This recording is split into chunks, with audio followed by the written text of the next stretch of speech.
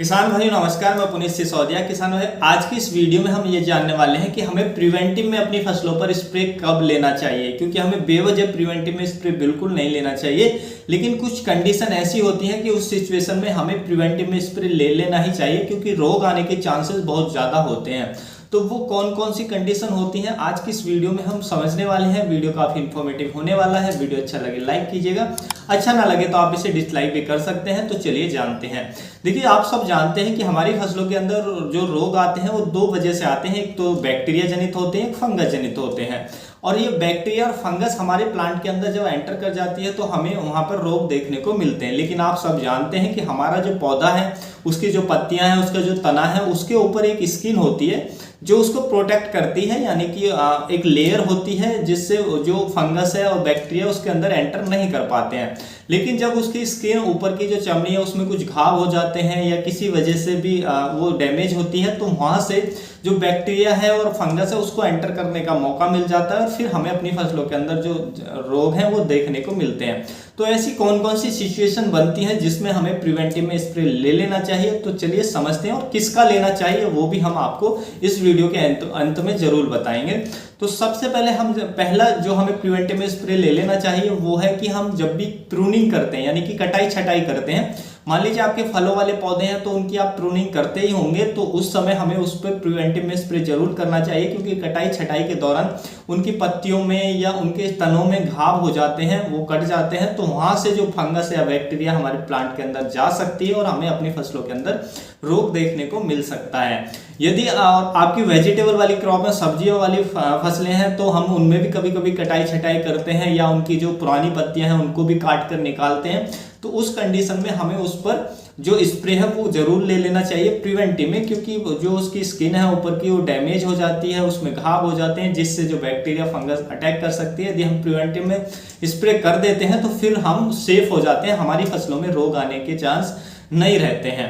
दूसरा है कि मान लीजिए आपकी फसल के अंदर इंसेक्ट का अटैक काफी ज्यादा है। वो सकिंग पेस्ट हो सकते हैं, रस चूसक कीट हो सकते हैं या चबाने वाले कीट हो सकते हैं। वो क्या करते हैं, रस चूसने वाले कीट क्या करते हैं, वो पत्तियों पर रस को चूसते हैं जिससे पत्तियों के अंदर घाव हो जाते हैं, तने के अंदर जो घाव हो जाते हैं। और या चबाने वाले कीट है वो चबा कर खाते हैं तो भी पत्तियां और उनकी जो स्किन है वो डैमेज हो जाती है, तो वहां से भी जो बैक्टीरिया और फंगस अटैक कर सकती है। तो ऐसी कंडीशन में भी आपकी फसलों पर यदि इंसेक्ट का अटैक ज्यादा होता है तो आपने देखा होगा कि उसमें काफी ज्यादा रोगों की समस्या भी हमें देखने को मिलती है। तो इंसेक्ट का अटैक है तो इंसेक्ट को कंट्रोल करने के लिए तो आप दवाई देंगे ही देंगे, साथ में आपको फंजीसाइड का भी प्रिवेंटिव में स्प्रे जरूर कर देना चाहिए, ताकि बाद में जो रोग की समस्या है वो आपकी फसल के अंदर ना देखने को मिले। तीसरा, मान लीजिए ओलावृष्टि हो जाती है, यानी कि आप देखते हैं कभी कभी बारिश होती है तो उसमें स्टोन यानी कि पत्थर पड़ते हैं, जिसको हम ओले कहते हैं, ओले पड़ते हैं, तो उससे भी जो पत्तियां हैं वो बुरी तरीके से प्रभावित होती हैं, जो हमारा प्लांट है बुरी तरीके से प्रभावित होता है। तो उसके बाद भी हमें जितना जल्दी हो सके, जैसे वेदर क्लियर हो, तो हमें प्रिवेंटिव में स्प्रे ले लेना चाहिए, ताकि जो भी घाव हुआ है उसको हम कवर कर सकें फंजीसाइड की सहायता से, और जो बैक्टीरिया है या फंगस है वो हमारे प्लांट में एंटर ना कर पाए।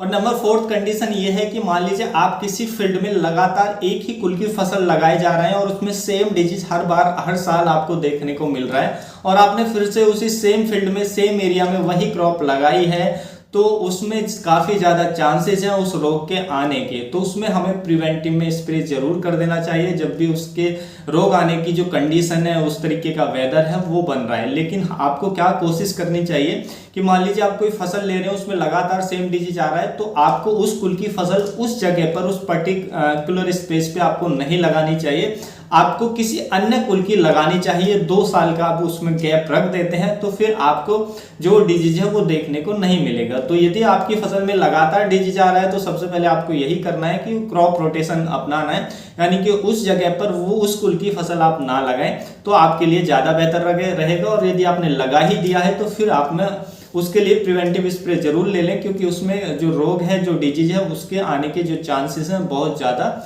हो जाते हैं। तो ये कंडीशन आपकी बन रही है तो आपको प्रिवेंटिव में स्प्रे जरूर ले लेना चाहिए।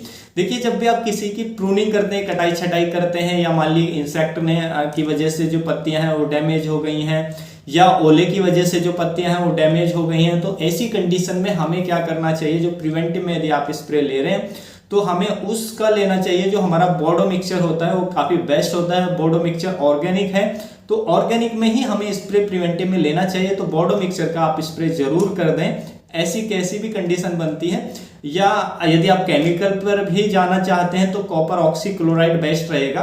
तो बोर्डो मिक्सचर या कॉपर ऑक्सीक्लोराइड जो ब्लाइटॉक्स के नाम से आता है और भी अन्य ब्रांड नेम से आता है, ब्लू कॉपर के नाम से भी आता है ये, तो जिस भी ब्रांड नेम से आपको मिल जाए वो ले लें। तो आप ऑर्गेनिक का करेंगे ज़्यादा बेहतर रहेगा। यदि आप ऑर्गेनिक का नहीं करना चाहते हैं तो फिर आप जो हमारा कॉपर ऑक्सीक्लोराइड आता है केमिकल में उसका ले सकते हैं। तो उनका यदि आप स्प्रे कर देते हैं बाद में, तो देखिए ये दोनों क्या करते हैं, फंगस को भी बढ़ने से रोकेंगे, यानी कि फंगस को भी खत्म करते हैं।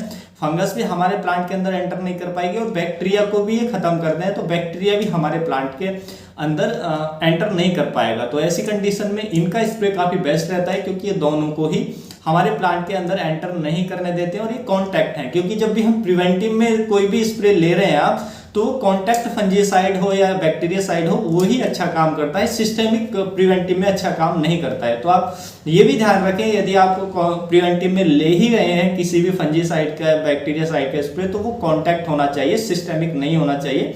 क्योंकि कॉन्टैक्ट जो होते हैं वही प्रिवेंटिव में बहुत ही अच्छा रिजल्ट हमें देते हैं। तो ये भी आपको हमेशा याद रखना चाहिए। और मान लीजिए आपके इस कंडीशन में स्प्रे ले रहे हैं प्रिवेंटिव में कि आपकी फसल में हर साल कोई डिजीज आ रहा है, तो फिर आपको जो भी डिजीज आ रहा है तो उसके लिए कौन सी पर्टिकुलर हमारे पास फंजीसाइड है जो उस डिजीज पर अच्छा काम करता है प्रिवेंटिव में, तो हमें उसका स्प्रे ले लेना चाहिए। तो ये कंडीशन में आपको प्रिवेंटिव में स्प्रे कर सकते हैं।